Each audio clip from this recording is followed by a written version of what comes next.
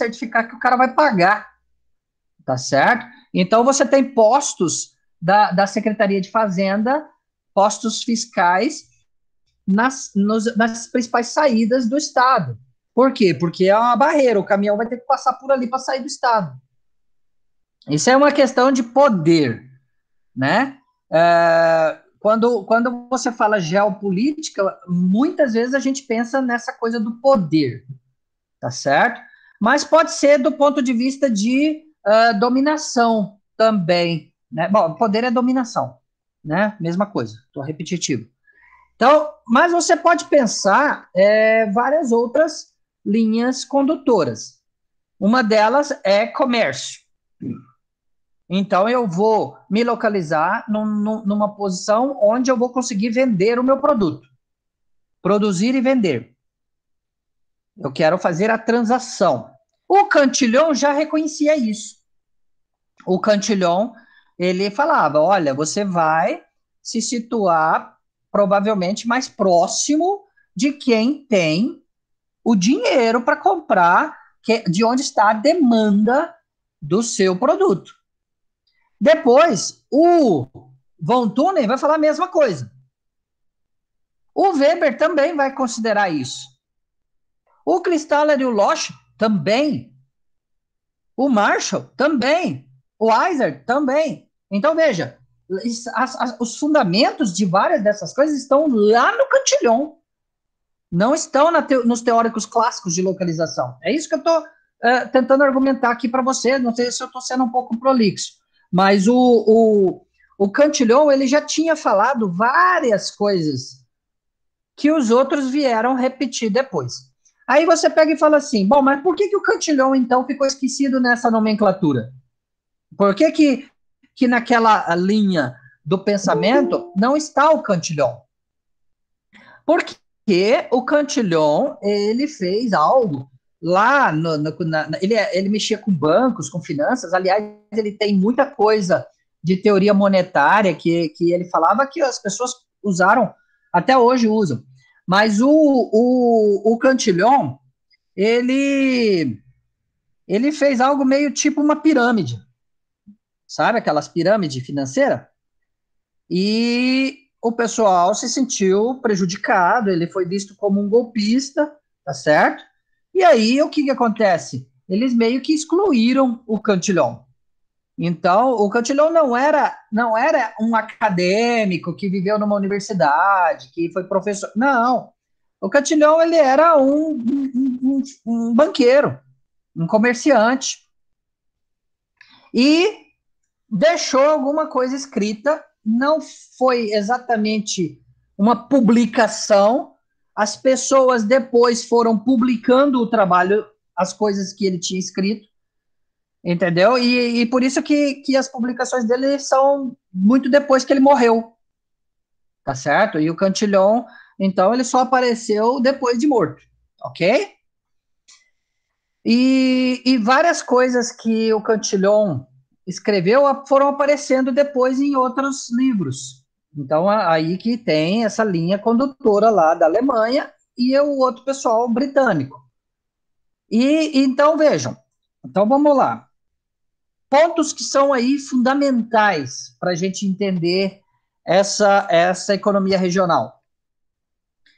Primeiro, a gente parte do local. A gente parte do local. Onde eu estou?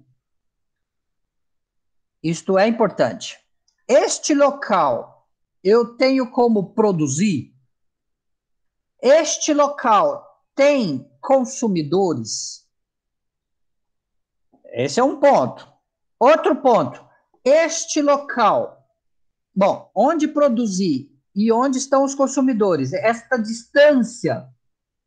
distância é proibitiva a produção e a venda? Ou não? O que o Von Thunen vai falar é, você tem uma distância até onde o custo de transporte ainda permite que você trabalhe. E isso é vivo até hoje. Se você pegar o preço de soja em grão, Se você fizer um levantamento, um mapa dos preços da soja em grão, vocês verão uma característica típica desta. Primeiro que a soja é um produto que tem uma característica específica, né? Ele é um produto para exportação. A gente tem consumo doméstico, mas o grosso da soja é vendido para o exterior. Então, o que acontece? O produto, quando é voltado para o exterior, normalmente, se ele no caso brasileiro, um produto relevante no mercado mundial, do ponto de vista do mercado mundial, tudo bem, o Brasil é um grande player, ele interfere no preço mundial, mas vamos pensar como se nós fôssemos um Paraguai, que a soja é importante para ele, mas a soja tem o preço definido no mercado mundial. Então, nós estamos pensando num cenário simplista, competição, ok? O Brasil ele é um grande player, então o Brasil, de certa forma, não é um mercado perfeito de soja. Para o Brasil, não, porque o Brasil ele tem uma proporção grande, então ele influencia o preço, então isso é mercado imperfeito. Mas o preço definido no mercado mundial, leia-se Chicago. Chicago define o preço internacional de soja. E esse preço, então, você tem ele lá no porto de Paranaguá, ou no Porto de Santos, ok? Ou pode ser lá em Itacoatiara. Você tem o preço FOB, preço posto lá no porto brasileiro quando vai sair para o exterior. Esse preço, ele vem do mercado internacional. Esse preço do mercado internacional, ele rebate para trás, para dentro do Brasil, por frete. Por quê? Porque essa soja toda é padronizada. Então, você veja, aquela coisa do produto homogêneo que vocês estudam lá na microeconomia. O que é um produto? O produto, quando a gente fala commodity. Quando a gente fala commodity, quer dizer que padronizou e ele tem um interesse internacional, ele é comercializado. Esse é o padrão típico de uma commodity. Então, essa commodity pode ser grão de soja, pode ser minério de ferro, ok? Pode ser petróleo.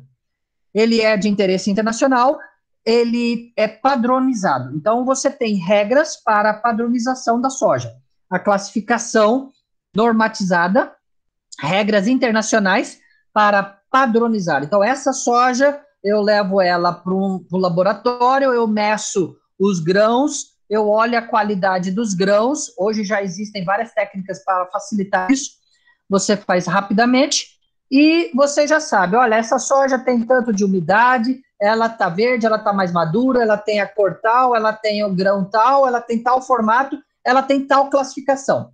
Dependendo da classificação, o que acontece o preço de Chicago, ele tem um deságio, tá certo? Isso acontece para a fibra do algodão também, para o café, tá certo? Então, quando você fala café arábica, duro, tal qualidade, tipo 6, tá? Então, tipo 6 quer dizer, eu tenho do top, eu tenho o preço de Chicago e depois disso eu tenho um deságio, dependendo da qualidade, se ela for inferior. E aí, uma vez que foi feito isso, o seu produto está padronizado. E isso normalmente é feito quando o produtor de soja vende para cerealista. Aí a cerealista já classificou, ela já te pagou e pronto, já está uniformizado. Depois disso, esse grão se mistura. Se nós tivermos aqui 23 alunos, cada um vendendo soja, essa soja vai misturar toda. Ela vai ficar homogênea.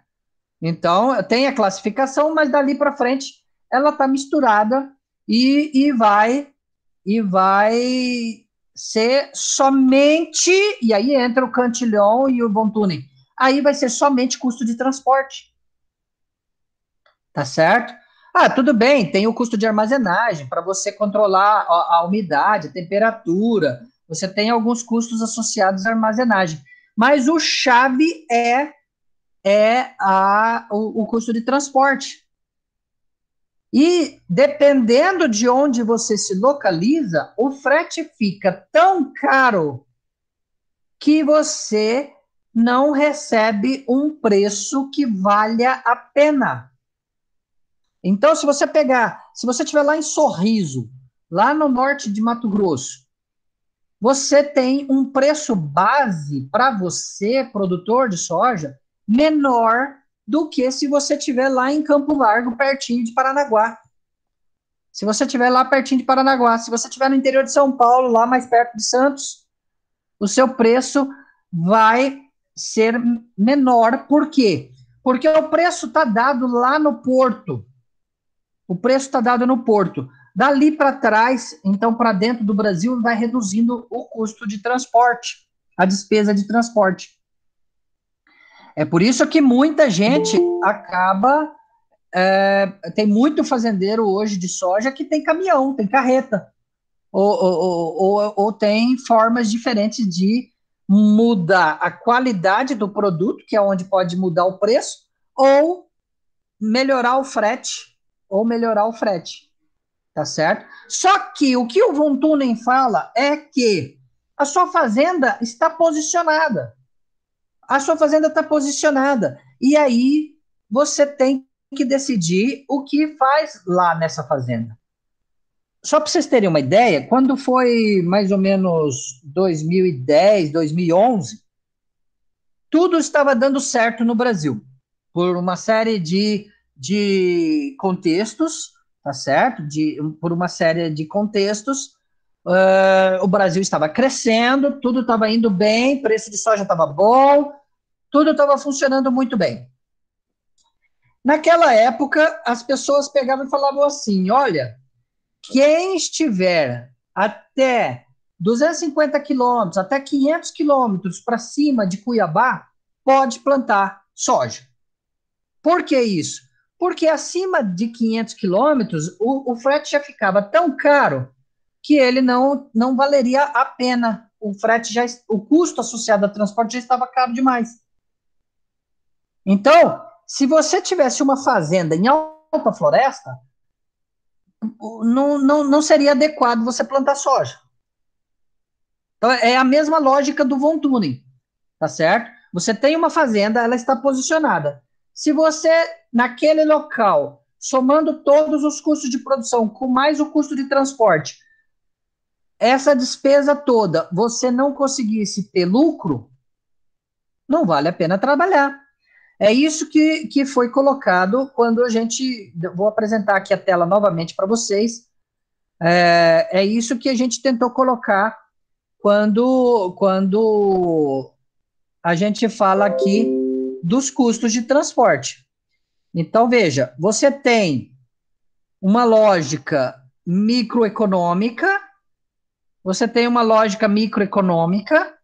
que fala assim: você tem as curvas de custo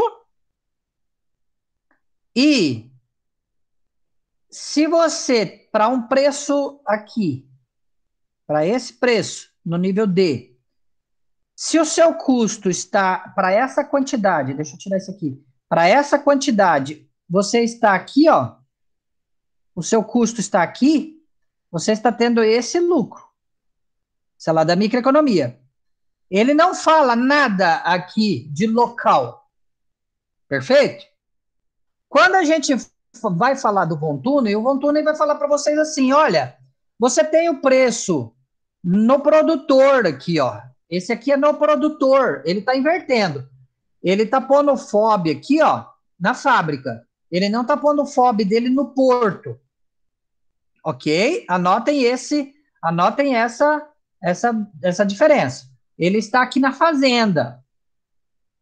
Tá certo? Esse preço aqui na fazenda. E aí você tem o consumidor aqui do outro lado.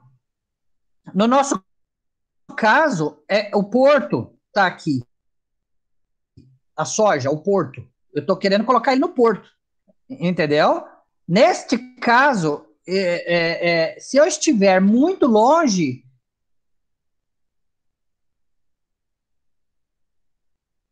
eu vou ter. Eu fiz o inverso aqui para vocês, né? Desculpe, eu fiz uma lógica invertida, né? Do que eu estava falando para vocês. Mas o fato é que o que eu quero que vocês fixem, olha só, se eu estou muito longe do porto, o custo de transporte é muito grande. Então, o que eu recebo é o que paga lá no porto, deduzido o custo de transporte, que o que está lá no porto está dado. O que está lá no porto está dado, vem do mercado internacional. E aí, o que a cerealista faz? Ela reduz o custo de transporte. Então, se você está muito longe, você recebe menos. Se você estiver com uma distância muito elevada, você vai receber menos. E aí o que ele vai falar? O que ele vai falar? Então, a sua renda, ela é maior se você estiver perto, se a distância for pequena. A sua renda vai ser maior se você estiver perto. Se você estiver perto do seu consumo. E com isso, você quer ficar perto do seu consumidor. Todo mundo concorda com isso? Sim, professor. Tá claro. Ó, eu quero vender. Eu tenho custo de transporte. Se eu puder vender, eu quero vender cachorro quente. Qual é o melhor local para vender cachorro quente? Perto de onde tem gente comprando cachorro quente. É por isso que o tiozinho da pipoca vai para a porta da escola. É por isso que o tiozinho do cachorro quente vai para o local onde tem mais gente. Tá claro? Porque lá tem consumo. Mas eu tenho um custo de transporte. Imaginem vocês que o tiozinho da pipoca, resolva fazer pipoca na casa dele. Ele tá lá no bairro, lá longe. E aí você quer vender pipoca na porta da universidade. E o cara tá... Imagine que ele esteja no centro. Ele não vai conseguir. Vamos usar uma lógica de iFood. Vamos usar uma lógica... Olha só, eu estou pegando uma teoria do século XIX, século XVIII, porque o Cantillon estava no século XVIII, e eu vou jogar no iFood, que é de hoje. O que está acontecendo hoje? Hoje reduziu o acesso ao produto. Então, eu não preciso estar do lado do consumidor para o consumidor saber que eu existo. Então, veja, o tiozinho da pipoca hoje, se ele estiver no iFood, ele não precisa estar na porta da escola. Beleza? Legal. Mas, pensa só, se o tiozinho da pipoca recebeu um chamado para vender uma pipoca lá na universidade e o carrinho de pipoca estiver no centro, ele vai ter que deslocar até lá para levar essa pipoca. E aí não vale a pena. Mesmo que ele pegue o passe, mesmo que ele tenha passe livre de ônibus, vai demorar muito, o produto talvez não chegue com qualidade, ele vai precisar de uma série de coisas para fazer esse produto chegar lá. O produto chega, mas não vale a pena. Vocês estão entendendo a lógica? Vocês percebem que a gente consegue juntar? A lógica de raciocínio não mudou. É isso que eu quero que vocês entendam. Olha só, como é que o cara faz no iFood? Ele dá o frete. Mas o cara que está vendendo, ele está gastando frete. Na verdade, a gente sabe que você está pagando embutido no preço do produto. Alguém está pagando essa motoca aí que está andando por aí. Mesmo que lá esteja aparecendo frete grátis. O que, na verdade, está acontecendo é que ele põe lá frete grátis, às vezes você não está enxergando o frete. Mas ele existe. Concorda comigo? Sim. Né? Então, veja só, esses dias, caso prático, né? Esse é caso prático, ó. Esses dias, eu cheguei aqui na minha casa, com um Marmitex e tinha um amigo meu do prédio chegando também com um Marmitex. Eu perguntei para ele, escuta, esse Marmitex, você tá pegando aonde? Para a gente saber, né? A gente conversa, para a gente saber onde é que tem comida boa e barata, não é isso? Aí ele pegou e falou, tô pegando em tal lugar. Eu peguei e falei, poxa, eu também peguei lá. Quanto é que você pagou? Só que eu peguei pelo iFood. Ele pegou lá no local. Ele pegou e falou, paguei 32. Era um Marmitex daqueles grandões, né? Que dá para 3 pessoas. Aí eu paguei 40. E o meu no iFood falava frete grátis. Entenderam? Quer dizer, ele pegando no local saiu muito mais barato do que eu comprando do mesmo local pelo iFood, mesmo custando frete grátis. Por quê? Frete grátis é uma pinóia, ele embutiu o frete no preço do produto. Existem casos onde realmente está mais barato e realmente o cara, aí ele deve estar engolindo do lucro, né? Então, imagine que o Marmitex custa lá 10, 12, 15 reais, o cara está vendendo realmente pelo preço que seria. Aí ele está engolindo do lucro, porque alguém está pagando essa moto, tá certo? De alguma forma o cara está fazendo chegar no seu endereço sem ele perceber, né? Ele está perdendo alguma coisa de lucro. Moral da história. Tanto o Cantillon quanto o Von Thunen falam, você deve procurar se aproximar do seu consumidor. O Von Thunen, ele coloca isso de um modo mais formal que o Cantillon. Ele escreve isso de uma forma melhor, tá ok? E aí ele vai racionalizar em torno disso, e ele vai falar assim, bom, a minha renda, então, ela fica maior quando eu estou mais próximo, a minha renda vai ser o meu lucro. Vocês conseguem enxergar que isso aqui é lucro?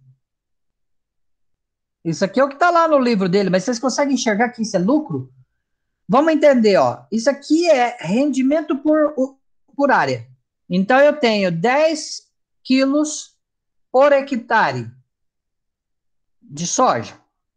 Preço do mercado, 10 quilos vezes o preço do quilo, eu tenho a minha receita total.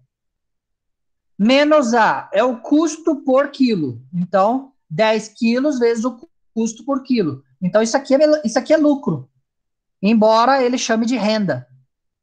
Então, a gente tem que tomar cuidado e entender adequadamente, tá certo? Isso aqui é lucro. Menos, isso aqui é custo de transporte. 10 quilos vezes quanto gasta de transporte por quilo por quilômetro. Cai a distância. Então, isso aqui é um custo por quilo por quilômetro. Se vocês forem olhar, o pessoal que trabalha com transporte, eles fazem muito isso. Para transportar o caminhão por quilômetro. E ele sabe que o caminhão pega tantas toneladas. Entendeu? Então, mas eles trabalham sempre essa relação. Por quilo por quilômetro. Tá certo? No caso dos transportes mais sofisticados, eles ainda consideram se é carga seca, se é carga molhada, se está em saco, se está a granel, se é refrigerado, e aí vai. Se a estrada é boa, melhora, né? A tarifa cai. Se a estrada é ruim, o custo de transporte aumenta. Por quê? Porque essa tarifa aumenta. Tá claro isso para vocês? Está bem claro, professor. Então, veja, eu estou tentando consolidar aqueles vídeos que vocês têm aí para que assistiram, tá certo? Então, você tem uma renda caindo à medida que a distância aumenta. Se o K aumenta, isso aqui é negativo, a renda cai.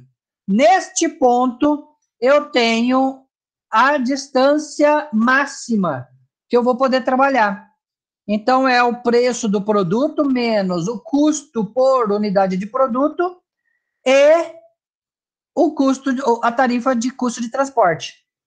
E aqui eu consigo saber, olha, a distância máxima. O pessoal de cana, o pessoal de álcool, trabalha muito com isso. O pessoal de álcool.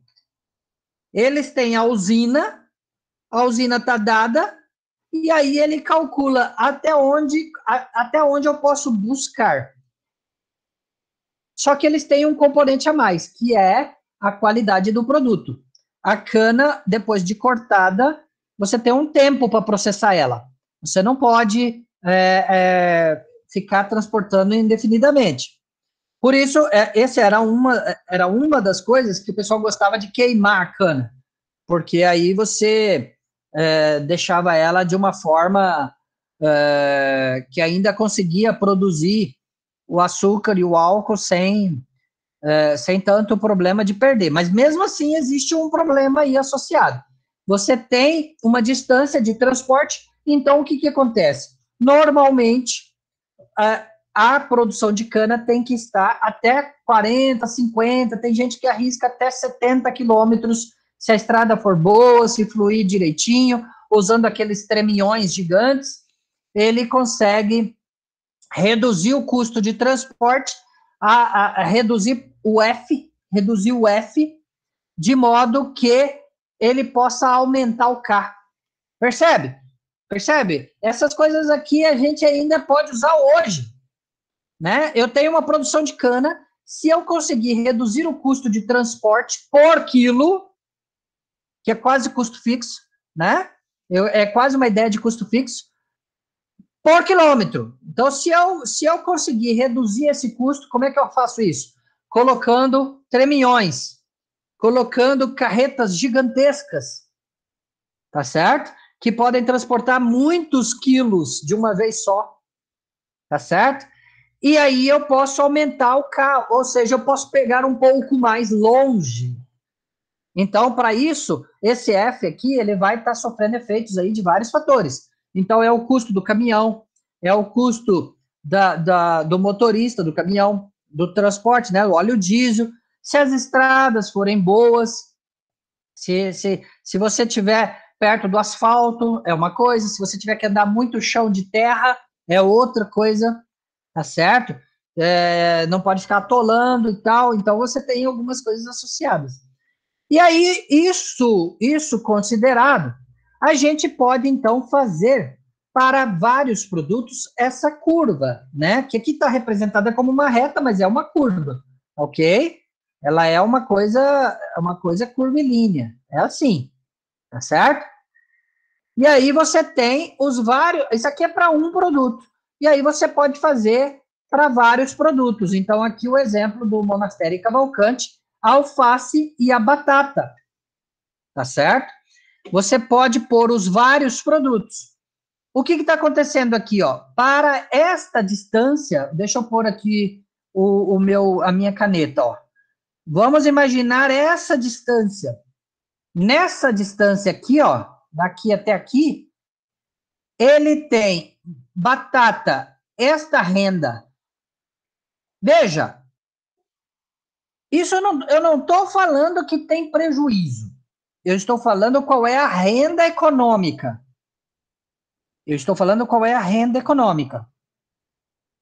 Essa renda, vamos voltar aqui um pouquinho. Essa renda aqui já é o lucro. Porque, ó, essa parte é receita total. O E vezes o A é o custo de produção. Essa parte é o custo de transporte. Tá claro para vocês? Então, isso aqui é como se fosse o lucro, ou o que a gente às vezes chama de PI. Em algumas literaturas você vai achar. O lucro é o final. Então, quando eu olho isso aqui, eu já sei que nesse ponto eu estou com o lucro de alface. Qual é o lucro de alface?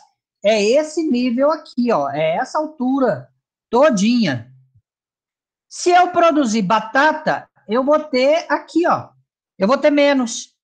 Então, o que o Von Thunen está falando é, eu tenho uma fazenda, nessa fazenda, ela está a esta distância aqui, D, ou naquela nomenclatura K, que a gente pôs naquele outro slide, estava K. Então, veja, nesta distância da fazenda, em relação ao consumidor, eu tenho mais lucro com alface do que com batata. Então, eu vou produzir alface. Eventualmente, alguém vai falar assim, mas eu posso produzir um pouco de batata, um pouco de alface, porque tem a questão do risco, a questão da diversificação. Beleza, tudo bem, isso é verdade. Pode ser que eu decida produzir os dois para não colocar tudo na mesma sacola. Mas eu estou já sabendo que ali eu tenho lucro com alface, lucro com batata, portanto, são dois factíveis, dois produtos que eu posso trabalhar. E aí, então, eu pego esse negócio e rodo. E aí eu pus o videozinho. Então, ó, essa ilustração aqui do Maths Fun, ela mostra bem claramente, né, como que é esse triângulo rodando e vai gerando essas áreas, tá certo? Então, olha só, eu pego o triângulo aqui, na verdade ele tinha que estar aqui, né? Ele tinha que estar aqui assim, certo? Vou até corrigir esse desenho, eu peguei ele do Monastério Cavalcante, né? Na verdade ele está rodando em volta desse aqui, ó. E aqui está formando o outro triângulo, tá certo? Vocês estão entendendo? Essa linha é a linha da batata. Olha lá, ó, girando, ok? E aí eu tenho o outro arco aqui, o outro cone. Aqui é outro cone, ó. Aqui é outro cone, o cone da batata. Deu para entender isso? Ficou claro? Todo mundo entendeu? Então, aqui.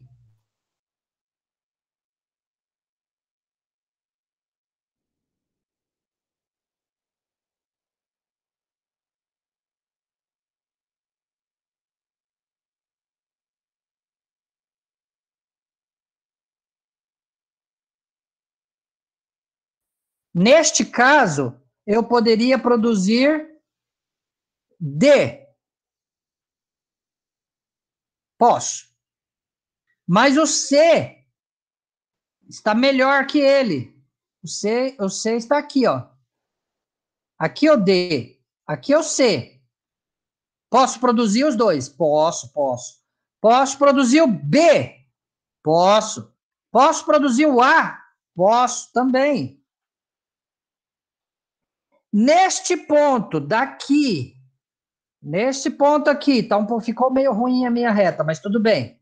Eu posso ter B, eu posso ter C, eu posso ter A, mas agora já não vale a pena produzir o D. Eu já estou tão distante que o D já deixou de ser opção. Nesse outro ponto aqui, ó, K1, eu posso produzir B, essa é a linha do B. Ou eu posso produzir A? Não, A não. A não posso. O A eu já estou fora do A. Eu posso pegar o C. Nesse ponto aqui. E daqui para lá? Daqui para lá é só o C, né? Ainda posso? Ah, não. Aqui eu posso produzir B. Posso. Poder, sim. Eu posso produzir o B. Mas não vale a pena. É melhor eu produzir o C. Ok? Tá claro isso para vocês? Tá claro sim, professor. Aí a gente pega esse negócio e gira, e roda. Então pega isso, roda. Pega esse, roda. Pega esse, roda. Roda em torno do eixo. E aí, então, a gente vai construindo vários cones. Então, aqui é o centro e eu vou ter vários cones. Se isso aqui for uma cidade, a gente vai poder exemplificar que aqui eu vou ter uma área que vale a pena residências. Então, você veja, em 2011, 2012, até 2013, eu estava morando em Cuiabá. E eu vi uma coisa eu fiquei de 2002 até 2013 lá. E aí eu vi uma coisa bem próxima. Tinha um professor que eu dividia sala com ele. Ele tinha uma propriedade rural, um sítiozinho do lado da cidade de Cuiabá. Para quem não conhece Cuiabá, o entorno ali, a região de Cuiabá, é uma baixada de vale, né, na beira do rio Cuiabá, terra ruim, pedregulho. Ali era área de mineração, tá certo? A terra ali em volta tinha várias áreas onde aconteceu mineração, tinha areeiros, o pessoal tira aquela areia para peneirar, para achar pepitas, né, de ouro, e ele tinha um sítiozinho que era uma terrinha ruim, um cerradinho fraquinho, sabe? Aquela coisa assim que tipo assim, não dá para plantar muita coisa não, quase nada. Inclusive o pessoal falava que em Cuiabá não dava nada, não dava para plantar nada. Não é verdade, não é verdade. Já tem gente plantando flores do cerrado em Cuiabá. Tem gente plantando grãos em alguns locais próximos a Cuiabá. Mas naquele local onde ele estava era uma terrinha ruim. Mas ele tinha uma área lá. Essa área tinha lá não sei quantos hectares, não era uma coisa grande. Mas ele comprou lá 20, 30 anos atrás aquilo, a preço de banana, tá certo? E ele tinha o sítiozinho, ele gostava de ir para lá, ele convidava os alunos de economia para ir fazer um churrasquinho de confraternização no sítio dele. Então eu tinha essa convivência e eu conhecia o local. Aí, de repente, passou uma estrada que era próxima e asfaltaram. A estrada já existia, mas eles asfaltaram a estrada. Passava perto da área dele. E, de repente, quando chega nessa fase 2008, 2009, 2010, 2011, a construção estava muito acelerada, né? A economia estava indo muito bem. O pessoal grandes empresas resolveram fazer loteamentos ali. Igual nós temos aqui o Dama, o Alphaville, resolveram fazer um loteamento. E ele negociou o sítio dele, tá certo? Então, veja, ele estava numa posição onde a renda não era muito boa para quase nada. Para quase nada. Por quê? Porque a curva dele, ele estava com essa curva aqui, ó. Ele estava com essa curva aqui, ó, muito baixinha. Ele estava com a curva assim, ó. Tá certo? E aí, de repente, ele começa a ter a possibilidade de fazer lotes urbanos. E aí, o que aconteceu? Ele vendeu a propriedade dele por um valor muito melhor. A renda foi muito superior. Normalmente é isso que acontece. A renda associada a residências costuma ser bem interessante, tá certo? Ele estava num local aqui onde ele não pegava essa curva residencial. De repente, essa curva residencial, por vários fatores, entre eles o da estrada, o frete, o custo de transporte, essa curva se achatou, ou ela achatou e cruzou a localização dele, ou ela expandiu e passou pela área dele, tá certo? O que é normal. A curva residencial, a renda dos domicílios expandir na medida que a cidade cresça, na medida que a cidade melhore. É o que a gente tipicamente fala de valorização dos terrenos, né? Então, muita gente compra terrenos esperando valorizar. É essa lógica. Um dia a cidade vai chegar naquele terreno. Um dia vai ter asfalto. Um dia vai ter esgoto, água encanada, energia elétrica. Tudo isso vai fazendo a curva da renda residencial expandir. E aí, de repente, você pode explorar aquela localidade. A mesma coisa o exemplo da soja lá em Alta Floresta, lá no norte de Mato Grosso. Se a gente tiver a estrada chegando lá, asfaltada, beleza, se ele consegue reduzir o custo de transporte daquela soja até o porto, ele consegue trabalhar soja naquele local. É exatamente isso que está acontecendo agora. O Exército terminou de asfaltar a BR-163, ligando o norte de Mato Grosso até o Pará. E agora, esse pessoal de Alta Floresta e outros ali no Pará conseguem botar soja por asfalto lá no porto, lá no norte do Brasil, já bem mais próximo da Europa e dos Estados Unidos. Então, existe um custo de transporte menor e abre a possibilidade das pessoas trabalharem com soja naquela região. Existem outros problemas. Existe o problema ambiental, desmatamento no entorno da rodovia, grilagem de terra, roubos, existem esses problemas. Falta de estrutura lá no porto, tá certo? Porque o Porto de Santos, o Porto de Paranaguá são portos consolidados, né? Já estão aí trabalhando há milhares e milhares, né? Já tem muito tempo, né? Trabalhando com grandes estruturas para containers e grandes navios, calado dos navios, a profundidade do porto, etc. Por aí vai, né? Entenderam isso, pessoal? Sim, professor, deu para entender, sim. Deu para entender? Legal? Deu, foi muito bem explicado. Professor.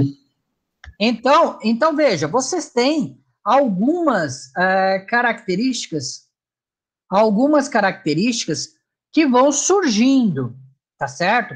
Eu recomendo que vocês olhem aqueles vídeos do professor Gleiser, que são pequenos, são curtinhos.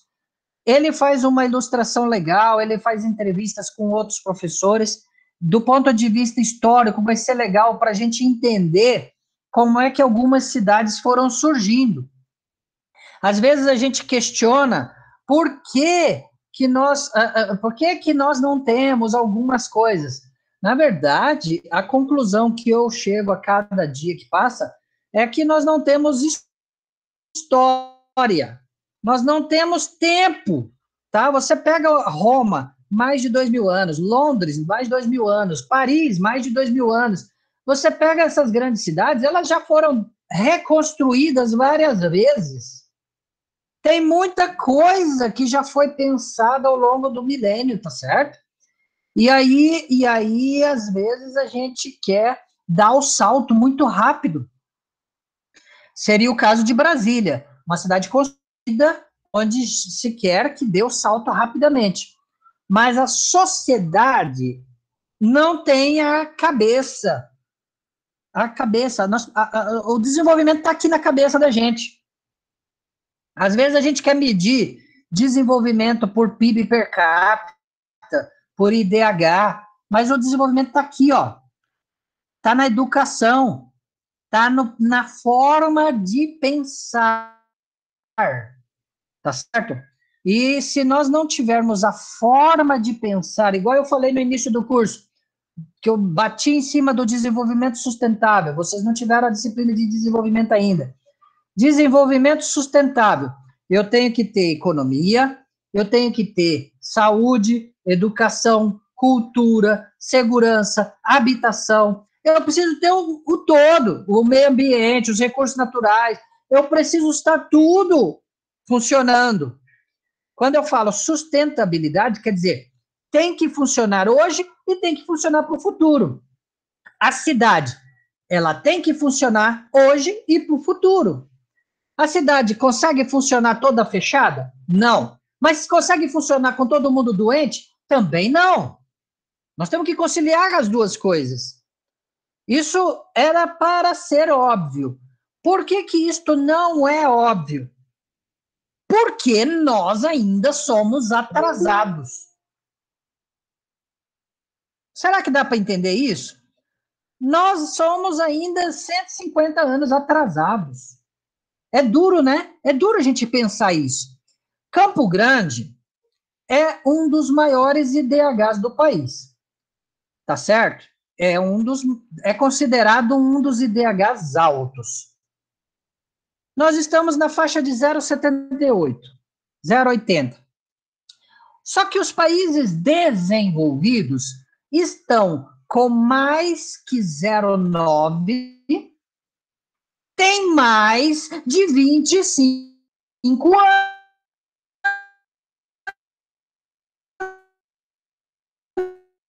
anos. Quando chegar, nós temos muito trabalho ainda para fazer. Não é para desesperar, não. Não é. Nós precisamos de formação. Nós precisamos que vocês, gurizada aí, ó, com cabeça boa para fazer progresso. O progresso não é derrubar tudo que é antigo. O progresso é aprender com o que é antigo e tentar achar o novo, fazendo com que o antigo permaneça, a inclusão. O antigo deve estar adaptando e incluindo a todos. Vocês estão entendendo onde eu estou querendo chegar? Eu tive dificuldade para entender isso. Eu fui rebelde, tá certo? Eu sempre fui bem mandado, mas eu sempre ficava com a pulga atrás da orelha, tá certo? Eu sempre ficava com a pulga atrás da orelha. Teve épocas que eu ficava pensando assim, gente, será que eu estou virando comunista? Não tem problema, não tem problema. Você quer virar comunista, você vire comunista, tá? O que eu quero que vocês entendam é que as pessoas precisam de motivação para fazer as coisas. As pessoas precisam ter vida de qualidade. Parte disto é ter dinheiro. Parte disso é ter dinheiro. Para ter dinheiro, precisa ter capacitação. Por quê?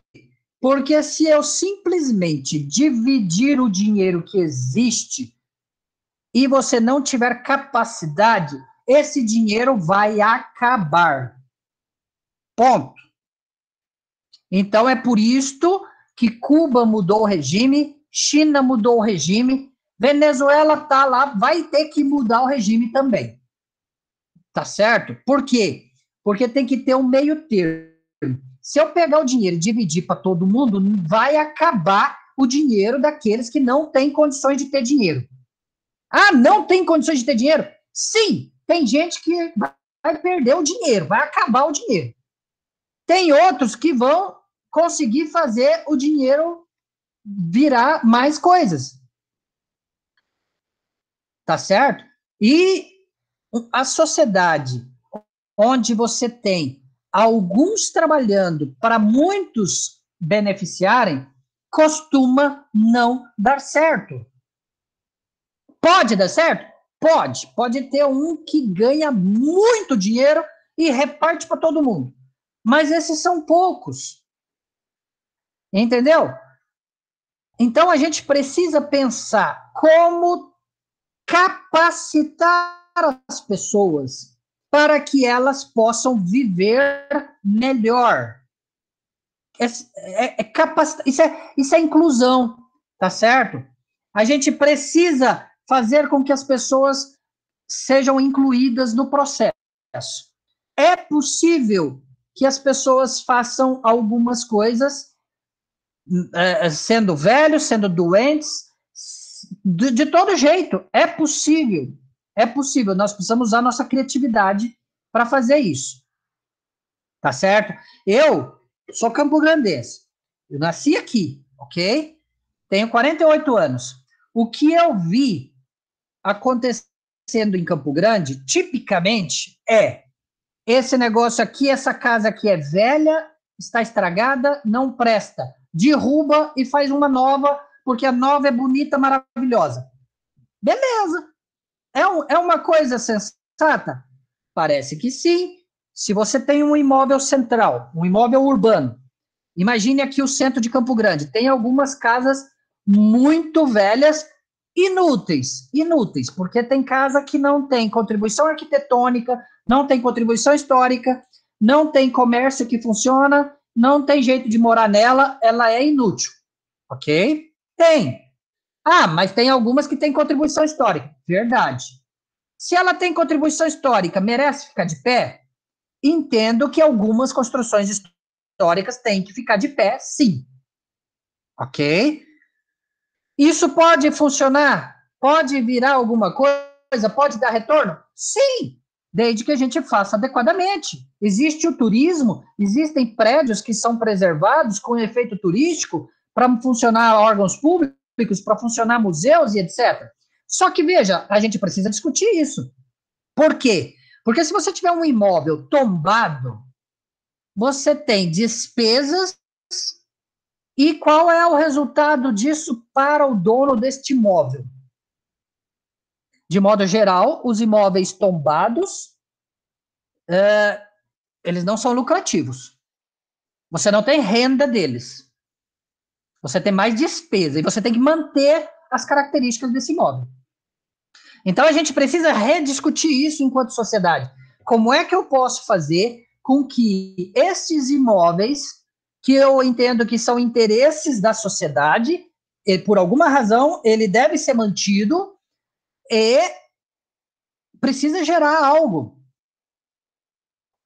Pode ser lazer? Sim, o Gleiser tem lá o vídeo onde ele fala cidades de consumo para funcionar lazer. Existem prédios que podem ser reformados para funcionar lazer, funcionar restaurantes, funcionar museus, funcionar outros estabelecimentos. Existem bancos em prédio histórico, em Curitiba, em São Paulo, ao redor do mundo, tá certo? Bom, pode ser para comércio? Pode ser para comércio. É uma das razões que podem funcionar. Pode ser para funcionar prédio público, administração pública. Talvez seja uma saída prática. Por quê? Porque você transfere para o setor público algo que é de interesse da sociedade. Se ele individualmente, para uma família, ele pode não ser interessante, porque não dá lucro, mas para a sociedade pode ser interessante. Então, você veja, aqui no centro de Campo Grande existe um clube chamado Surian.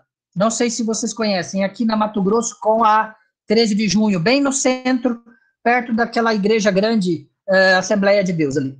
O Surian é um terreno grande e ele tem uma contribuição histórica. Se vocês passarem em volta dele, vocês vão ver um azulejo, uns desenhos, umas coisas que não existem mais. Coisa antiga, coisa que se você olhar um pouquinho aquilo do ponto de vista histórico, arquitetônico, você vai ver que ele tem uma contribuição.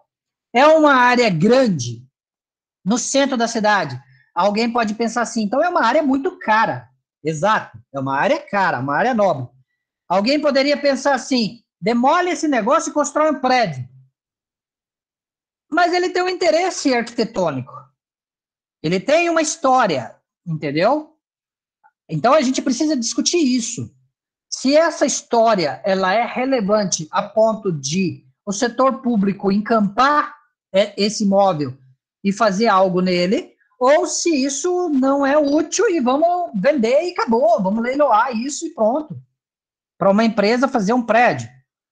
Parece que, ao longo dos anos, foi decidido que a prefeitura iria pegar isso. Ele tinha muitos impostos vencidos e tal, a prefeitura parece que tem a intenção de reformar e transformar aquilo num prédio público. Então, quer dizer, é uma forma da gente mostrar algo. Eu não sei se vocês viajaram já bastante e tal, mas é muito comum a gente viajar e ver prédios históricos. Você vai lá para a Europa, para os Estados Unidos, para outros locais, uma das grandes coisas que o turismo tem, as atividades turísticas, é mostrar prédios históricos em vários locais. Vocês imaginam o que seria do Palácio de Versalhes se a Revolução Francesa tivesse decidido demolir o Palácio de Versalhes, ou o Louvre? Ou você pode pensar lá, quem é mais religioso, as igrejas que existem, que muitos querem viajar, pagar um dinheirão para visitar esses locais. Tem os locais que são recursos naturais, cachoeiras, morros, né? Pistas de esqui em locais onde tem neve. Então, a gente precisa pensar de modo sustentável o que fazer. Era isso, então, que o Cantillon pregava e o von Thunen pregava. Nos próximos vídeos, nós vamos falar da lógica do Weber. O Weber é um pouco diferente.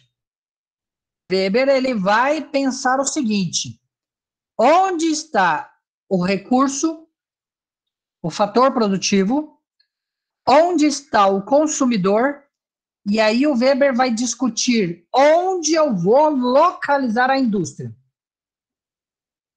que é uma abordagem bastante interessante também. Então, vamos pensar assim, onde tem soja e onde eu vou, então, instalar uma indústria de soja. É uma lógica bastante sensata, tá certo? É uma lógica bastante sensata. Mas ela é diferente da outra lógica. A outra lógica é, eu estou em tal lugar, o que eu vou fazer aqui? E a outra é, onde eu vou? Mudou um pouquinho. Alguém pode usar um híbrido disso. Alguém pode pensar assim, eu tenho uma casa lá no Aerorancho, eu quero vender cachorro-quente, sanduíche na UFMS. Então, você pode pensar assim, eu preciso me mudar do Aerorancho para perto da UFMS. É uma lógica, né? Essa lógica pode ser racional, dependendo do preço do imóvel. Esse é um outro ponto, uma outra variável fundamental para a nossa análise. Que o Cantillon já falava também, só que ele falava do preço da terra. Preço da terra. A terra mais próxima do consumidor deve ser mais cara. A terra mais próxima do centro econômico deve ser mais cara. Por quê? Porque ali no centro econômico é onde tem demanda. E a gente vai atrás de onde tem demanda. Para ficar perto do consumidor, a gente paga mais caro. Esta é a lógica dos shopping centers. Vamos colocar as lojas perto do consumidor. Essa é a lógica da revitalização, né, de algumas áreas, né, para tentar fazer com que o consumidor se aproxime delas. Só que aqui nós estamos falando o inverso. Eu vou para onde tem demanda. A lógica da indústria pelo Weber é, eu vou colocar a indústria onde tem demanda. Só que em alguns casos, a terra é muito cara. E em alguns casos, não tem como eu colocar naquele local. Então, às vezes, não vai valer a pena, porque tem punições, custos elevados para você se situar em um determinado local. E, às vezes, surgem políticas para fazer o inverso. Vamos direcionar as indústrias para um distrito industrial. Então, por exemplo, nós temos lá o Aianduí, nós temos a área lá na saída de Cuiabá, nós temos o Endu Brasil, que é o mais antigo, nós temos várias áreas. Da saída de Três Lagoas tem outro distrito industrial, onde a prefeitura sinaliza para o mercado onde ela vai deixar mais barato para as indústrias se localizarem. O deixar mais barato pode ser redução de impostos ou, às vezes, até cessão de terrenos. Tem alguns locais onde a prefeitura faz cessão de terrenos com contrato, né, de comodato. Você não pode vender, aquela terra é da prefeitura, mas aquilo é para você gerar alguma atividade. Esperando que, com isso, eu atraia negócios para aquela região. É uma lógica um pouco diferente. Nesse caso, eu estou olhando onde não tem recursos e eu estou sinalizando para a indústria ir para lá. Eu estou tornando atrativo para a indústria. Mas o Weber ele vai falar assim, onde tem a minha matéria-prima e a minha mão de obra? Eu vou olhar o conjunto desses fatores para localizar a minha indústria. Então, o pessoal da cana-de-açúcar, ele decidiu colocar a indústria de cana-de-açúcar, por exemplo, ali em Nova Alvorada, porque aquele entorno de Nova Alvorada tem lavoureiros que se interessaram em trabalhar com cana, tem a mão de obra, tem a terra é adequada para cana, e aí a indústria sinalizou para os lavoureiros, eles entraram num tipo de integração econômica para produzir cana, e a indústria de cana se situou ali, ela compra a cana de quem está em volta, eles vendem a cana, então resolveu o problema tanto da indústria como dos produtores de cana. Tá certo, pessoal? Então, deu para compreender isso aí? Deu sim, professor, ficou massa. Ficou massa. Tá, eu vou... A lógica nossa do curso é o seguinte, eu vou colocando os slides, é fundamental para o bom andamento que vocês olhem os vídeos, se possível, antes, tá certo? Se possível, antes, para que a gente use as lives para discussão. Tá ok? Tá claro isso? Tá sim, professor. Lá no AVA, eu estou dentro do possível colocando antes. Então, se vocês forem olhar, os slides do Weber já estão lá, tá certo? Eu ainda não terminei a gravação do Weber para vocês. E aí, o material de teoria, ele está nessas leituras que vocês acham ali no cabeçalho, tá certo? No cabeçalho do item 1.3, tem lá as referências para vocês. Beleza? Qualquer coisa que vocês não conseguirem, que vocês não tiverem, se estiver faltando qualquer coisa, dúvidas, vocês me mandem mensagem, me mandem e-mail, igual algum aluno já está usando a ferramenta do AVA, vocês podem me mandar de boa e a gente vai respondendo. Sexta-feira é feriado, então aí nós temos a live na outra semana.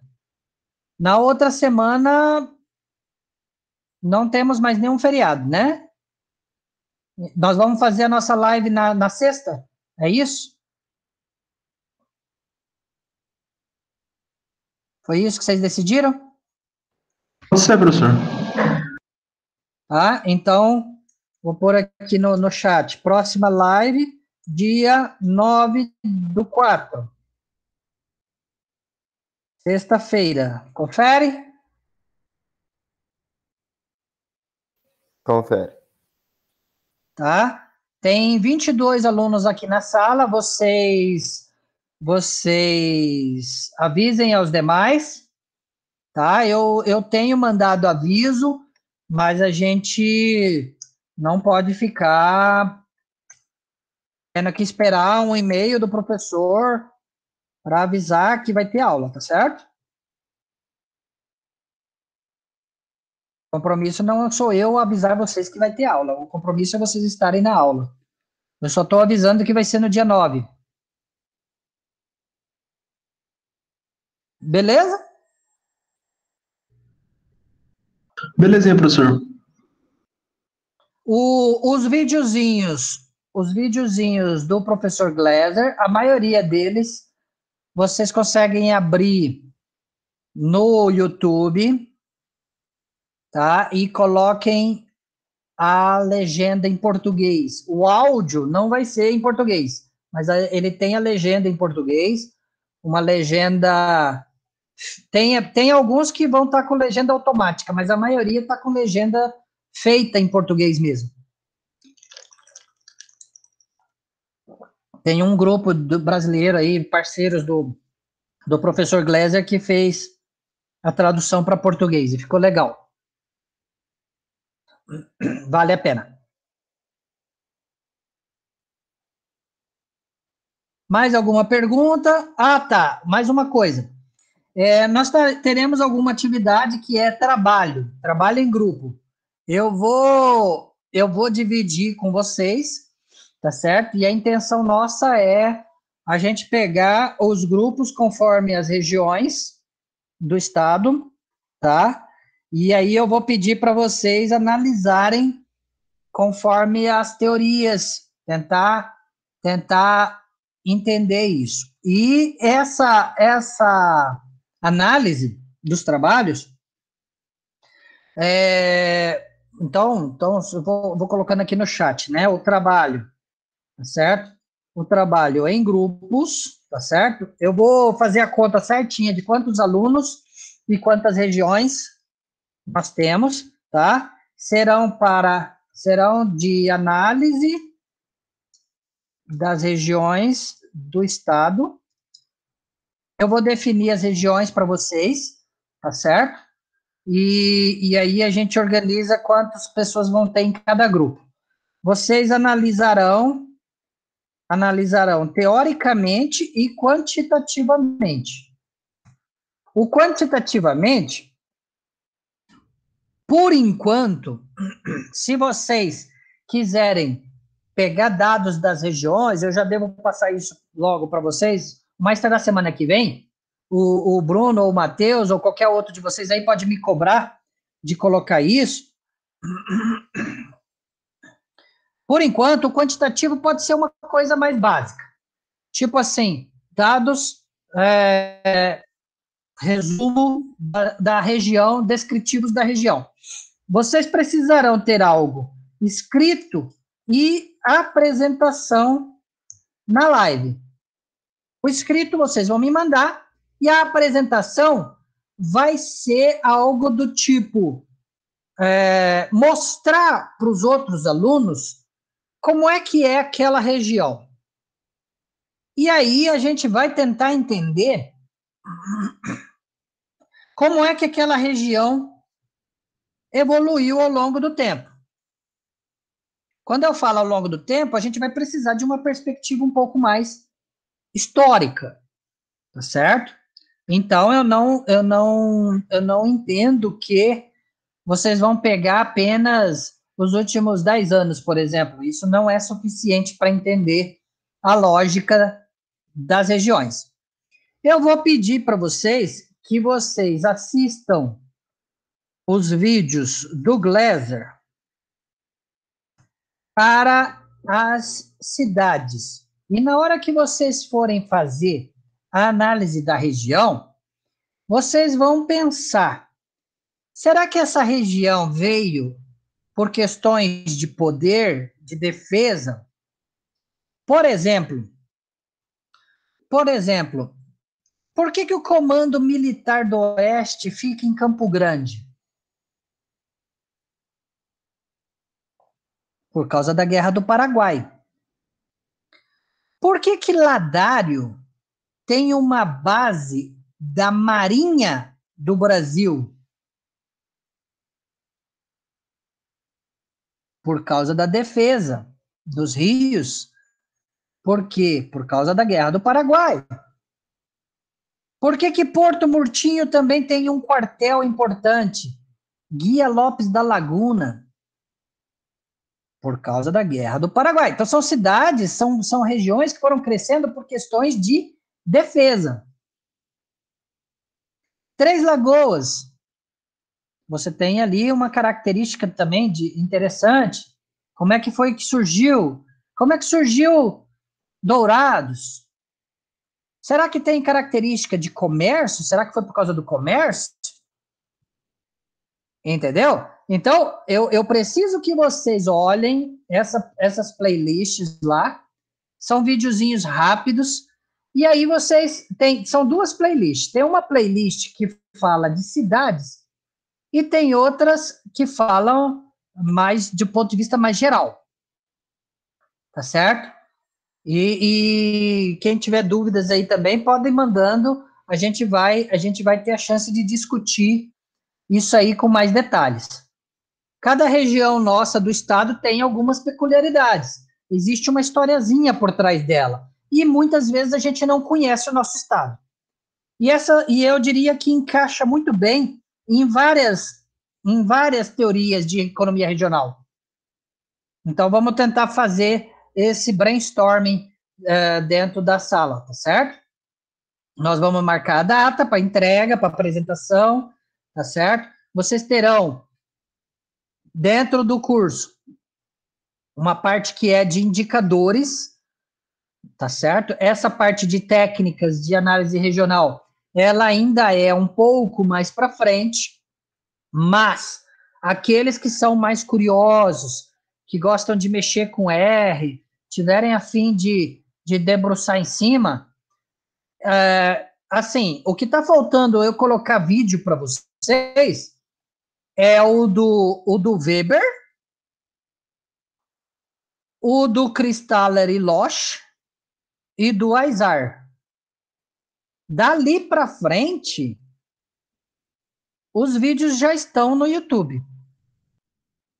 O Perrault, Myrdal, Hirschman, North, Jacobs, etc., já estão no YouTube. Alguma coisa eu ainda vou acrescentar, tá certo? Mas já tem muita coisa lá. Quem quiser ir antecipando, vai ser legal.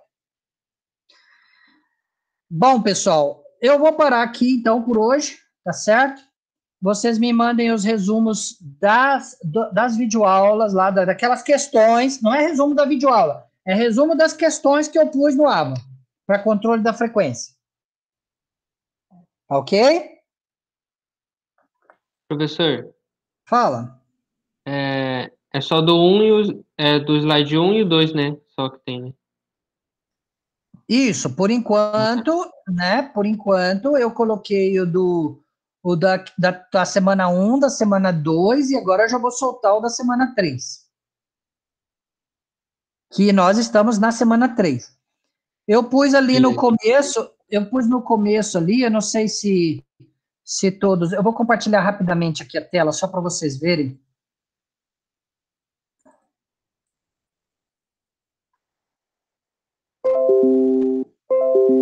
Eu pus aqui no AVA, bem aqui no topo, eu pus aqui a lógica que nós estamos aqui para acompanhamento semanal, tá certo?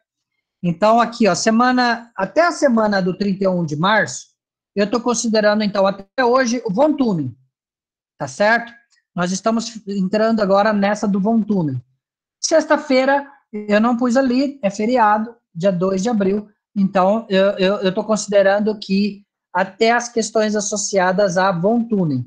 Então, se vocês forem aqui para baixo um pouquinho, vocês têm a parte de Cantillon e Stewart, eu vou colocar as questões do Von Thunen. Não pus aqui as questões do Von Thunen para vocês ainda. Tá certo? Eu vou colocar aqui logo após isso aqui. Beleza? Hoje ainda eu coloco para vocês.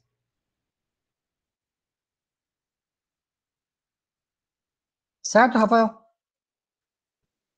Certo. O Gustavo Franco, gostou da aula? O Gustavo Franco é o William Matias. É bom, ó, tem o Marcos assistindo a aula, tem o Gustavo Franco. Estou honrado com a presença. De todos, aliás, né? Certo, pessoal? Então, por hoje é isso. Se vocês tiverem aí qualquer questionamento, tá? Podem fazer agora ou manda mensagem e a gente vai respondendo para cada um de vocês. É isso então, professor. Tchau, tchau. Bom Tchau, feriado. tchau. Igualmente. Professor, Obrigado. valeu. Obrigado, se cuidem.